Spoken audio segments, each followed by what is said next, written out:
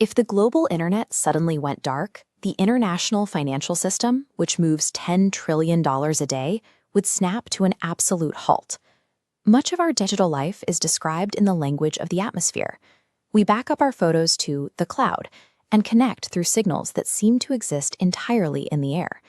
In reality, satellites are significantly too slow to run the global internet. They lack the capacity to handle the sheer volume of high-speed voice, video, and data traffic we generate every second. Roughly 99% of intercontinental digital communication travels through physical cables resting on the ocean floor. Despite carrying the weight of the global economy, these vital lifelines are surprisingly small. Most are roughly the size of a common garden hose.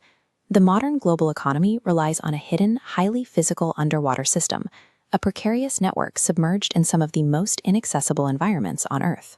To understand how this works, we have to follow the data down to the seabed. At these depths, the internet becomes a harsh material engineering problem. At the center are hair-thin strands of glass, carrying data as pulses of light. To survive the extreme pressure, these delicate fibers are encased in a copper conductor, wrapped in high-tensile steel wires, and sheathed in marine-grade polyethylene. Laying these cables is a massive maritime operation, with industrial roots stretching back to the first durable transatlantic telegraph line in 1866. Today, the process is handled by a small global fleet of custom-built cable ships. As the vessel navigates the open water, it pays out the cable, while specialized robotic plows bury it directly into the seabed. Once a cable reaches the flat expanses of the abyssal plain, it can usually rest safely. The real danger lies closer to shore, in the chaotic geography of the shallow continental shelves.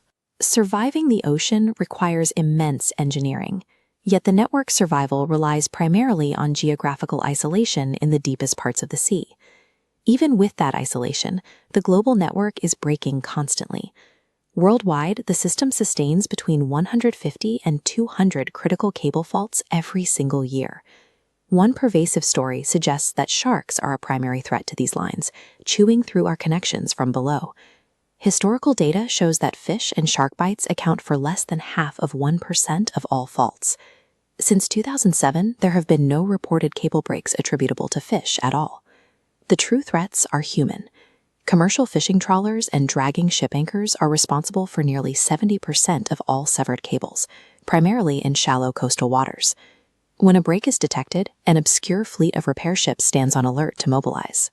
Within 24 hours, the crew sails to the site and drags a massive grappling hook blindly along the ocean floor. Once they catch the line, haul both severed ends up, manually splice the fibers, and lower the repaired loop back to the bottom. The internet survives through the labor of a hidden maritime army, working around the clock to patch the broken edges of the global economy. This constant cycle of repair raises a question about control. Who actually owns the infrastructure that keeps the world running? Historically, state-owned telecommunications companies managed these routes, but international bandwidth demand is now doubling every 2 years, forcing a shift in who builds the network. This map of Southeast Asia shows the current density of the system. Private content providers like Google, Meta, and Microsoft now consume over 70% of international bandwidth. To guarantee data speeds, these companies are funding, designing, and laying their own proprietary oceanic networks. These red dots represent thousands of historical cable faults, concentrated in coastal choke points. Much of this privatized infrastructure sits unprotected. Militaries cannot guard thousands of miles of deep ocean. The system relies on geographical obscurity and redundancy to maintain connections when a link is severed.